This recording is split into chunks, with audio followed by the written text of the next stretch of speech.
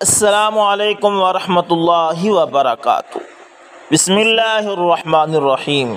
شیعہ افسر اور مولانا اعظم طارق شہید۔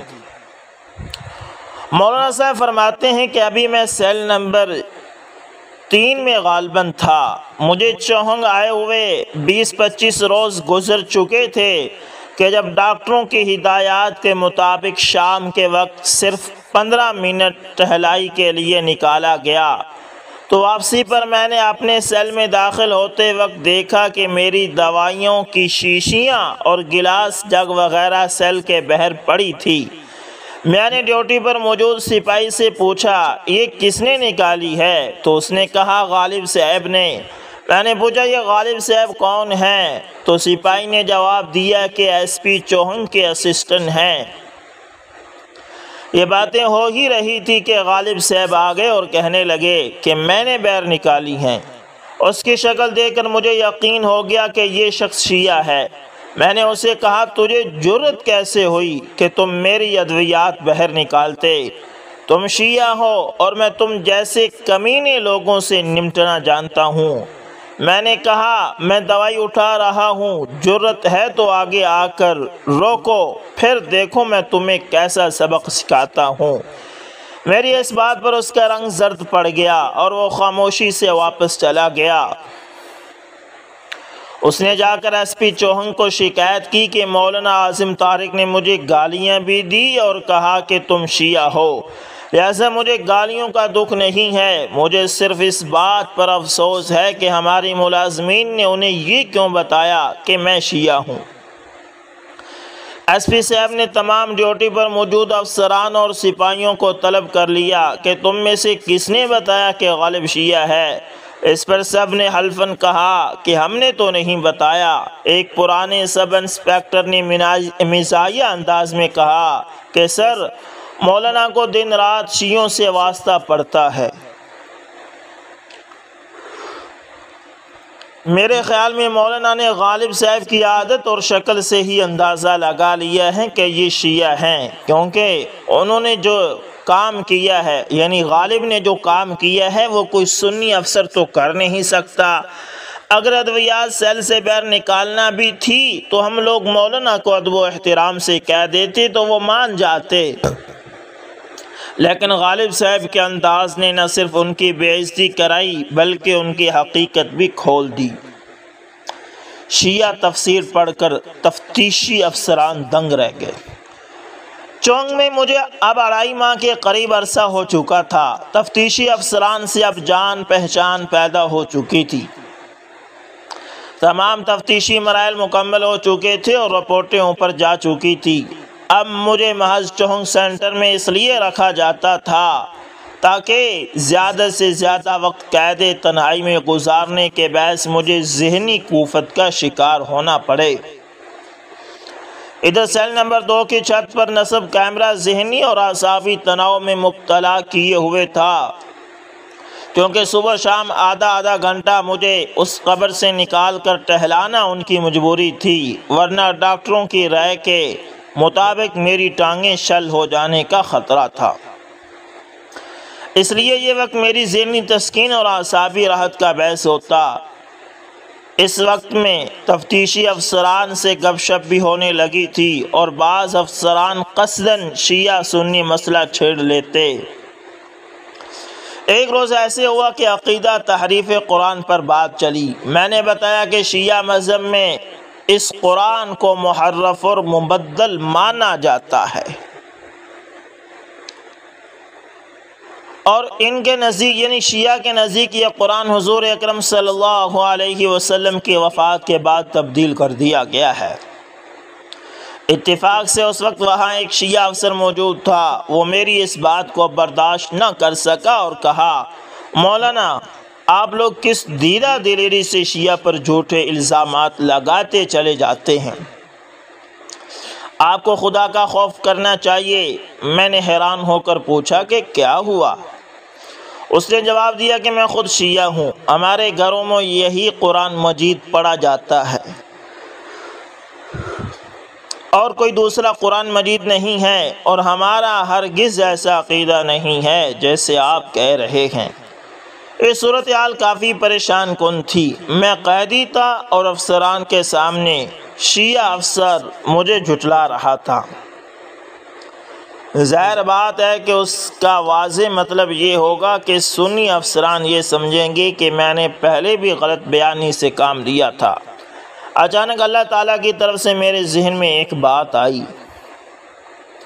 میں نے افسران سے کہا کہ آپ ایسا کریں، اندر جائیں اور شیعہ لیڈر غلام رضا نقوی جو سیل نمبر 10 میں بند ہے اس سے قرآن کی تفسیر لائیں، کیونکہ مجھے معلوم ہو چکا تھا کہ یہاں شیعہ اسیروں کے پاس شیعہ تفاسیر قرآن مجید موجود ہے۔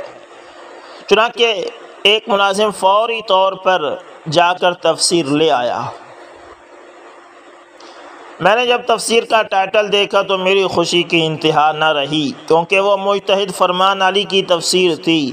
میں نے تفسیر ہاتھ میں لے کر کہا کہ یہ تفسیر جو آپ ہی کے لیڈر سے منگوائی ہے، اگر میں اسے ثابت کر دوں کہ شیعہ کے نزدیک یہ قرآن مجید بدلی ہوئی کتاب ہے تو پھر آپ اسے تسلیم کریں گے؟ اب شیعہ افسر کا رنگ فق ہو گیا اور وہ کچھ جواب نہیں دے رہا تھا۔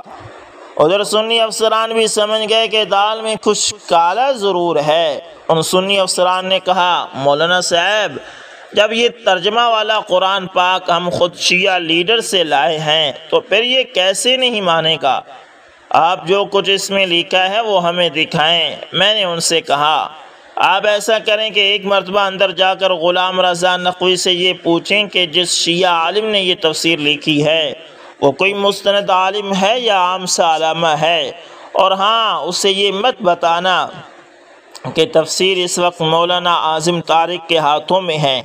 اسے کہیں کہ ہم مسئلہ دیکھ رہے ہیں، ہمارے ایک افسر کہتے ہیں کہ یہ کسی مستند عالم کی تفسیر نہیں ہے۔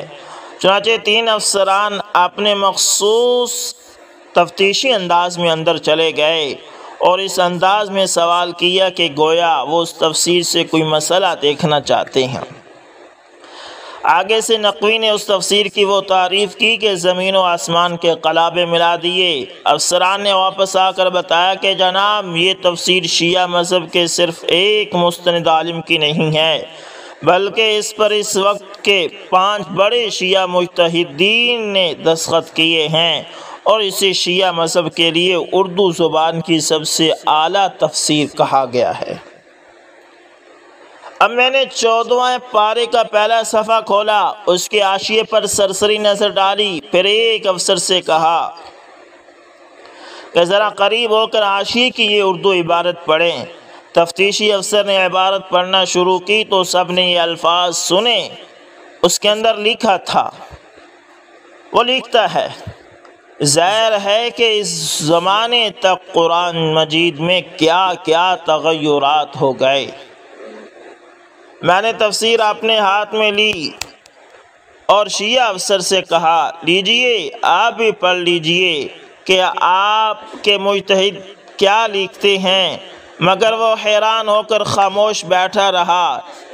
میں نے تفسیر دوبارہ ہاتھ میں لے کر سورہ ہود 12واں پارے سے وہ جگہ نکالی جہاں فرشتوں نے حضرت سارہ سلام اللہ علیہ زوجہ حضرت ابراہیم علیہ السلام کو مخاطب کر کے کہا کہ اے نبی کے اہل بیت،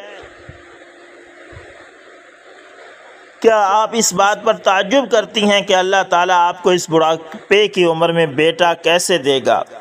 اس آیت کی تشریح میں حاشیے پر شیعہ مجتہد نے تحریر کیا تھا کہ اس سے صاف معلوم ہوتا ہے کہ اس کے مخاطب کچھ اور لوگ ہیں اور یہ آیت یہاں خواہ مخواہ داخل کی گئی ہے۔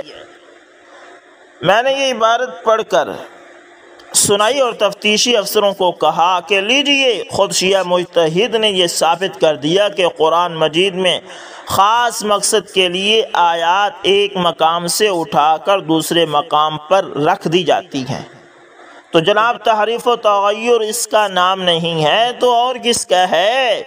اس پر سب افسران حتیٰ کہ سپاہیوں نے بھی خود آگے بڑھ کر عبارت پڑھنا شروع کر دی اور لا حول ولا قوت الا باللہ استغفر اللہ پڑھنا شروع کر دیا۔ میں نے کہا تفسیر مجھے دیں۔ میں نے پھر 22واں پارہ کھول کر پہلے صفحے پر موجود آیت انما یرید اللہ لیذھب عنکم الرجس اہل البیت ویطہرکم تطہیرا کی تشریح میں لکھی جانے والی تفسیر کو حاشیے سے پڑھنا شروع کر دیا، جہاں شیعہ مجتہد نے ایک مرتبہ پھر لکھا تھا کہ اس آیت کو درمیان سے نکالو اور با قبل و ما بعد کو ملا کر پڑھو تو کوئی خرابی نہیں ہوتی، بلکہ ربط اور بڑھ جاتا ہے۔ جس سے ثابت ہوتا ہے کہ یہ آیت اس مقام کی ہی نہیں بلکہ خواہ مخواہ رد و بدل کسی خاص غرض سے داخل کر دی گئی ہے۔ میں نے پھر بلند آواز سے یہ عبارت پڑھ کر سنائی تو اب ہر ایک افسر کی زبان سے یہ بات نکلی، مولانا بس کافی ہے، اب ہم مان گئے کہ شیعہ واقعتاً اس قرآن کو اصلی قرآن نہیں مانتا، اور جو کچھ اس تفسیر میں لکھا گیا ہے یہ اس بات کی دلیل ہے کہ شیعہ کے نزدیک ہمارا قرآن بدلی ہوئی کتاب ہے۔ اب شیعہ افسر کی یہ حالت تھی کہ کاٹو تو خون نہ نکلے۔ میں موقع کی سنگینی کو دیکھتے ہوئے یہ کہتے ہوئے اٹھ کھڑا ہوا کہ آج آپ نے میرا آدھا گھنٹہ اس کام کے لیے لے لیا اور مجھے ٹلنے کا موقع ہی نہیں دیا۔ اللہ اکبر، اللہ اکبر۔ تو دوستو یہ واقعات آپ کے ساتھ شیئر کرنے کا مقصد یہ ہے کہ شیعہ بھی ایک فتنہ ہے، جس طرح قادیانی فتنہ اس طرح شیعہ بھی فتنہ ہے۔ ہم شیعہ کے عقائد کو نہیں سمجھتے، اگر آپ ان کی کتابیں پڑھیں تو آپ کو پتہ چلے کہ یہ صحابہ کرام اور قرآن مجید کے بارے میں کیسے غلط عقائد رکھتے ہیں۔ دوستو اگر آپ مزید اس طرح کی ویڈیوز اور شیعہ عقائد کو سننا چاہتے ہیں اور مولانا اعظم طارق شہید کے واقعات کو سننا چاہتے ہیں تو کمنٹ میں لازمی بتائیے گا۔ انشاءاللہ دوستو ملتے ہیں کسی نیکسٹ اچھی سی ویڈیو کے اندر، تب تک کے لیے آپ سے اجازت چاہتا ہوں۔ اللہ حافظ، جزاکم اللہ خیر۔